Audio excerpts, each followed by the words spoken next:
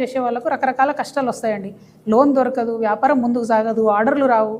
ఒక 2018లో పెట్టిన కంపెనీకి 1000 కోట్ల ఆర్డరు 2 విద్యా సంస్థల నుంచి వచ్చింది. అన్ని multi speciality, super speciality, mega hospital అన్ని ఆర్డర్లు ఇచ్చినాయి. ఇట్లా యాదృచ్ఛికంగా జరగదు కదా. డెఫినెట్గా దానికి ఏదో సపోర్ట్ ఉండకపోతే ఎందుకు జరుగుతుంది? వారు హెల్త్ మినిస్టర్గా ఉన్నారు ఆ టైంలో 2018 తర్వాత. కాబట్టి ఆ పవర్ని వాడుకొని ఆ ఆర్డర్లు తెచ్చుకున్నారని నేను ఆరోపణ చేస్తున్నా. దాన్ని ప్రభుత్వాన్ని ఎంక్వైరీ చేయమని నేను అడుగుతున్నా. నేను ఇంకా ప్రైవేట్ వాళ్ళ పేర్లు చెప్పలేదు కదా, మల్లారెడ్డి గారి పేరు చెప్పలేదు, అనురాగ్ యూనివర్సిటీ పేరు చెప్పలేదు. అట్లా ప్రైవేట్ కంపెనీలు కూడా చాలా వచ్చినాయి. ఇందులో బీజేపీ ఎంపీ గారి హాస్పిటల్ కూడా ఉంది, విరించి హాస్పిటల్ కూడా ఉంది.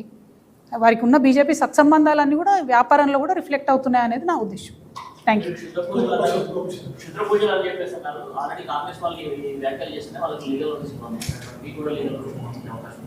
క్షుద్ర పూజలు ఏదో రాష్ట్రం గురించి చేస్తారని ఏందో చెప్పారు కాంగ్రెస్ వాళ్ళకి తెలియదు కదా. ఇంటి విషయం నాకు తెలుసు కదా.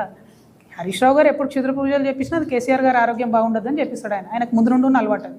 అనేక మంది పండితులను, అనేక మందిని రకరకాలుగా ఆయన కేసీఆర్ గారి గురించి చాలా దారుణమైన ప్రశ్నలు అడిగాను. ఇప్పుడు నాకు హరీష్ రావుకి ఏం పంచాయతీ అండి? గట్టి పంచాయతీ నాకేమన్నా? మా నాన్న నగౌరవపరుస్తాడు అన్న దగ్గర స్టార్ట్ అయినటువంటి పంచాయతీ ఆయన నన్ను దగ్గరుండి పార్టీలోంచి బయటికి పంపించే వరకు వచ్చింది. పాయింట్ ఏంది ఇక్కడ అని అంటే, క్షుద్ర పూజలు ఎప్పుడు హరీష్ రావు గారు చేపించినా అది కేసీఆర్ గారు ఆరోగ్యం బాగుండదని చెప్పిస్తారు. అది జగమెరిగిన వాస్తవం, ప్రతి ఒక్కరికి తెలిసిన విషయం. ఏ అయ్య గారిని అడిగినా చెప్తారు మీకు. Thank you. జై తెలంగాణ. అమ్మా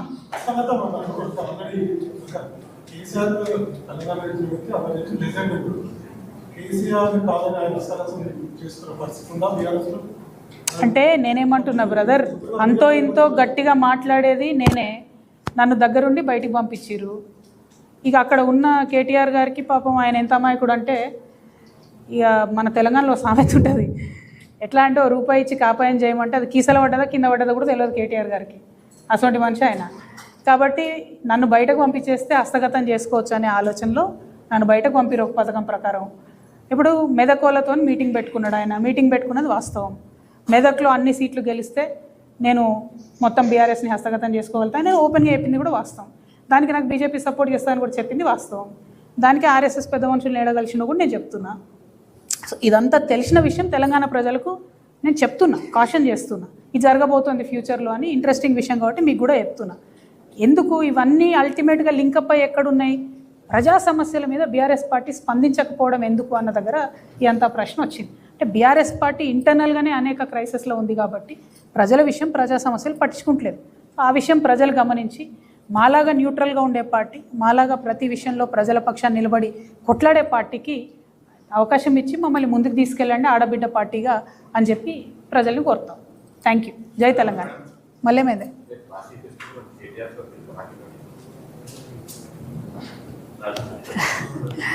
ఇప్పుడు పోయినసారి అడిగిన బ్రదర్, అప్పుడు పట్నంలో లేకుండా వారిపోయినరు. ఈసారి అడగకుండానే విదేశాలకు వెళ్ళిపోయినరు. ఈ ఆడబిడ్డలకు మాకు కూడా ఆత్మగౌరవం ఉంటుంది కదా, బాధ అవుతుంది కదా. ఏమో తెలియదు నాకు. మా ఆత్మగౌరవం మాత్రం చాలా బీభత్సంగా హట్ అయింది. మాకు కూడా రేషం ఉంటుంది, ఎన్నిసార్లు అడుగుతుంది. Thank you. జై తెలంగాణ. అంతేకాదు దళిత ఆడబిడ్డల్ని పట్టుకొని ఇష్టం వచ్చినట్టుగా ఒక కులాన్ని దూషిస్తూ ఈ బ్రాహ్మణ పరిషత్ చైర్మన్ బసవరాజ్ శ్రీనివాస్ గారు మాట్లాడినట్టుగా మా దగ్గర స్పష్టమైనటువంటి సమాచారం ఉంది. అదేవిధంగా బ్రాహ్మణ పరిషత్తులో జరుగుతున్నటువంటి అనేక అంశాల మీద ప్రశ్నించిన ప్రతి ఒక్కరిని కూడా 30 రోజుల్లో మీరు కనబడకుండా, శాల్తీ లేకుండా మీ అంతు చూస్తామని చెప్పి డైరెక్ట్గా బెదిరిస్తున్నటువంటి పరిస్థితి. అంటే ఒక బ్రాహ్మణ పరిషత్కు చైర్మన్ ఇచ్చినటువంటి ఒక వ్యక్తి ఎంత హుందాగా, మర్యాదగా బ్రాహ్మణులో ఉన్నటువంటి పేద బ్రాహ్మణులకు చదువు చెప్పే విధంగా, ఉద్యోగ ఉపాధి అవకాశాలు కల్పించే విధంగా పనిచేయాల్సినటువంటి పరిషత్తు ఇవాళ ఇట్లా రౌడీ మూకలకు అడ్డగా మారడం, పైగా వేరే ప్రాంతానికి సంబంధించినటువంటి వారిని తీసుకొచ్చి ఇక్కడ పెట్టడం, వాళ్ళు మన బ్రాహ్మణులను ఇన్సల్ట్ చేయడం అన్నది ఇందుకోసం తెలంగాణ తెచ్చుకోలేదు. ఇందుకోసం మా అర్చకులు గుళ్ళు బంద్ పెట్టలేదు. తెలంగాణ ఉద్యమంలో తెలంగాణ బ్రాహ్మణులకు ఖచ్చితంగా గౌరవం దక్కాల్సిందే. తక్షణమే బ్రాహ్మణ పరిషత్ చైర్మన్ను, వైస్ చైర్మన్ని తొలగించాల్సిందే అని నేను ప్రభుత్వాన్ని డిమాండ్ చేస్తూ ఉన్నా. ఈ ఒక్కటే కాదు, మరి ఎందుకు ఆంధ్ర రేవంత్ రెడ్డి, ఎందుకు ఆంధ్ర ఏజెంట్ రేవంత్ రెడ్డి గారు అని అంటా ఉన్నా అంటే, నేను అనుముల రేవంత్ రెడ్డి కాదు ఆంధ్ర రేవంత్ రెడ్డి అని ఎందుకు అంటా ఉన్నా అంటే, నిన్నగాక మొన్న ఒక యాక్సిడెంట్ జరిగింది. ఆంధ్ర ప్రాంతానికి సంబంధించినటువంటి ఒక ఎంపీ గారి కొడుకు 6 కోట్ల కారు వేసుకొని ఇనార్బిట్ మాల్ ముంగట ర్యాష్ డ్రైవింగ్ చేసుకుంటూ పాపం ఒక పేద అమ్మాయి, ఒరిస్సాకు సంబంధించిన అమ్మాయి, వాళ్ళ కుటుంబంలో సంపాదన కలిగినటువంటి ఏకైక వ్యక్తి, కేవలం 18,000 జీతం వస్తుంది ఆ అమ్మాయికి. ఆ అమ్మాయి ఇక్కడ హైదరాబాద్లో మాల్లో పనిచేసి వెనకకు పైసలు పంపితే ఒరిస్సాలో ఉన్న వాళ్ళ కుటుంబం బతుకుతుంది. అటువంటి అమ్మాయిని 26 సంవత్సరాలు 25 ఏళ్ళలో పాపం చాలా జీవితం ఉన్న ఒక ఆడబిడ్డని 6 కోట్ల కారు వేసుకొని గుద్ది పడేస్తే మన పోలీసు వాళ్ళు రాసిన ఎఫ్ఐఆర్ ఎట్లుందంటే, ఇది ఎఫ్ఐఆర్ కాపీ నేను మీడియా మిత్రులకు ఇస్తా. ఒక పిల్లగాని పేరు, ఫోన్ నంబర్ తప్పితే తండ్రి పేరు లేదు, ఎటువంటి వివరాలు లేవు.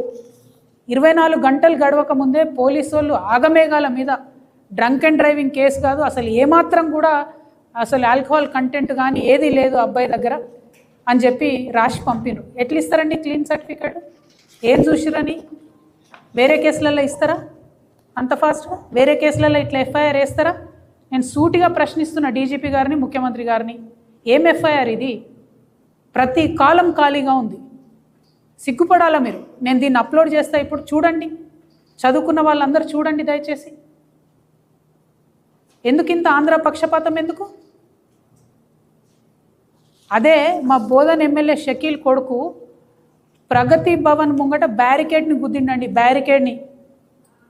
పంజగుట్ట పోలీస్ స్టేషన్లో ఉన్న 15 మంది పోలీసు వాళ్ళని సస్పెండ్ చేసిర్రు, 75 మంది పోలీసు వాళ్ళని పంజగుట్ట స్టేషన్ ఖాళీ చేసి వాళ్ళందరినీ కూడా ట్రాన్స్ఫర్ చేసిండ్రు. ఆ పిల్లగాడిని విదేశాలకి వెళ్ళి పంపించి తీసుకొచ్చి ఇక్కడ అరెస్ట్ చేసిర్రు. ఎందుకు? మన తెలంగాణ ప్రాంతానికి సంబంధించిన ఒక ముస్లిం బిడ్డ అనా ఆ పిల్లగాడిని నాగమాగం చేసింది? జీవితం నాశనం చేసిర్రు వాంది. నాకు తెలుసు ఆ కుటుంబం కాబట్టి చెప్తున్నా. నేను లండన్లో చదువుకున్న పిల్లాడు బ్యారికేడ్ని గుద్దితే నేనేమంటున్నా, తప్పు చేస్తే తెలంగాణ ఆంధ్రాన్ని చూడాల్సిన అవసరం లేదు. కానీ ఇదేంది, ఒక ఆడపిల్ల చచ్చిపోతే మాట్లాడరా ముఖ్యమంత్రి గారు? విదేశీ పర్యటన రద్దయిందని చెప్పి 48 నిమిషాలు ప్రెస్ మీట్ మాట్లాడినారు మొన్న ముఖ్యమంత్రి గారు. ఒక్క మాట కూడా 48 నిమిషాల్లో 26 ఏళ్ళ పసిపాప చనిపోయింది, ఆ పిల్ల యాక్సిడెంట్లో దుర్మరణం చెందిందని ఒక్క మాట మాట్లాడినరా? తెలంగాణ వాదం ఎప్పుడు గుర్తొచ్చింది మీకు? బీజేపీ గవర్నమెంట్ మిమ్మల్ని అమెరికా పోనీయకపోతే గుర్తొచ్చిందా? మరి బ్రాహ్మణ పరిషత్కి చైర్మన్ని, వైస్ చైర్మన్ ఆందోళన పెట్టినప్పుడు గుర్తు రాలేదా? మీ ప్రిన్సిపల్ సెక్రటరీ ఎక్కడ ప్రాంతం వాళ్ళు? మీ సీఎంఓలు ఉన్న ప్రిన్సిపల్ సెక్రటరీ నిన్న మొన్నటిదాకా రెడ్కో చైర్మన్ ఎక్కడ ప్రాంతం ఆమె? మేము పోయి గట్టిగా ఈఆర్సీ మీటింగ్లో ఆంధ్ర ప్రాంతం వాళ్ళకు రెడ్కో చైర్మన్ ఎట్లు ఇస్తారంటే ఆ తర్వాత రిమూవ్ చేసి రామని. ఇప్పటికి కూడా ఇరిగేషన్ డిపార్ట్మెంట్లో మొత్తం ఆంధ్ర పెత్తనమే నడుస్తుంది. ఇవాళ రోజు కూడా ఎలక్ట్రిసిటీ డిపార్ట్మెంట్లో మొత్తం ఆంధ్ర పెత్తనమే నడుస్తుంది. ఇప్పటి వరకు మాట్లాడినరా అండి ఉద్యమకారుల గురించి? కేకే కమిటీ ఏమైనా చేస్తుందా కాలయాపన తప్పితే? ఆఖరికి బీఆర్ఎస్ గవర్నమెంట్ ఉన్నప్పుడేమో యాదగిరిగుట్ట పేరు యాదాద్రి ఎట్లా మారుస్తారు అని చిలక పలుకులు పలికినటువంటి రేవంత్ రెడ్డి గారు ఇవాళ మరి ఆ యాదాద్రిలో ఒక ప్రముఖ నటుడికి సంబంధించినటువంటి శ్రీమతి గారికి మెంబర్ ఇచ్చిండ్రు. అంటే మన గుళ్ళల్లో కూడా మన కోసమే ప్రత్యేకంగా కట్టుకున్న గుడి, మన తెలంగాణ రాష్ట్రం ఏర్పడ్డాక పైసా తెలంగాణ ప్రభుత్వం ఇస్తే కట్టినటువంటి గుడి యాదాద్రి. ఆ గుడిలో ఇవాళ ఆంధ్ర ప్రాంతం వాళ్ళు ఎట్లా మెంబర్స్ ఉంటారు? మన వాళ్ళు తిరుపతిలో ఉంటారు మెంబర్స్. ఎందుకోసం ఉంటారు? తిరుపతి హుండీలో వేసిన ప్రతి పైసాలో తెలంగాణ వాళ్ళ భాగస్వామ్యం ఉంటుంది. ఎన్నో వందల సంవత్సరాల నుంచి అది నడుస్తుంది కాబట్టి అక్కడ కర్ణాటక వాళ్ళకి ఇస్తారు, తెలంగాణలోకి ఇస్తారు, తమిళనాడు వాళ్ళకి ఇస్తారు, అందరికి ఇస్తారు మెంబర్లు. మీరు యాదాద్రిలో మొత్తం తెలంగాణ పైసలతో కట్టిన దాంట్లో వేరే ప్రాంతం వాళ్ళకి ఎట్లా ఇస్తారు? అడిగేటోళ్ళు ఎవరు లేరని అనుకుంటారా మిమ్మల్ని? మొన్న బయోకాన్ కంపెనీలో 200 మంది పిల్లల్ని తెలుగు మాట్లాడితే తీసేయండి అంటే 200 మంది పిల్లల్ని తీసేసారు. ఏం మాట్లాడదు మీ ప్రభుత్వం? ప్రతి హాస్పిటల్లో ఇవాళ కేరళ ప్రాంతం నర్సులకు ఎక్కువ పైసలు ఇస్తారు, తెలంగాణ ప్రాంతం నర్సులు అంటే తక్కువ పైసలు ఇస్తారు. మాట్లాడదు మీ ప్రభుత్వం. ఈ అలెను రెజొనెన్స్ ఇటువంటి కాలేజ్లో వచ్చి బాత్రూమ్లు కడిగేటోళ్ళని కూడా తెలంగాణ వాళ్ళని పెట్టుకుంటలేరండి. ఎక్కడున్నాం మనము? ఏం జరుగుతుంది? ఏం చేస్తున్నారు ఈ ముఖ్యమంత్రి గారు? ఇక నారాయణ చైతన్య కాలేజ్ ఉన్నది, 2 ఆంధ్ర ప్రాంత కాలేజీలే. నిన్నటి మొన్న తీసేసారు నారాయణ కాలేజీలో 200 మందిని. సంవత్సరం మధ్యలో తీసేస్తే ఆ టీచర్లకు ఉద్యోగాలు ఎక్కడ వస్తాయి? తీసేసేది ఉంటే ఇయర్ ముంగట తీసేయాలి. మిడిల్ ఆఫ్ ద ఇయర్ తీస్తే వాళ్ళ పరిస్థితి ఏంటిది? మరి ఇన్ని అన్యాయాలు చేస్తుంటే ఎందుకు మాట్లాడదు మీ ప్రభుత్వం?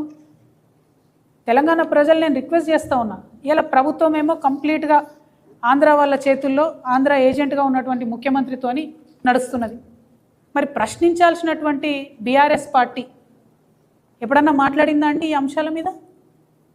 ఆ ఒరిస్సా అమ్మాయి చనిపోతే ఒక్క మాట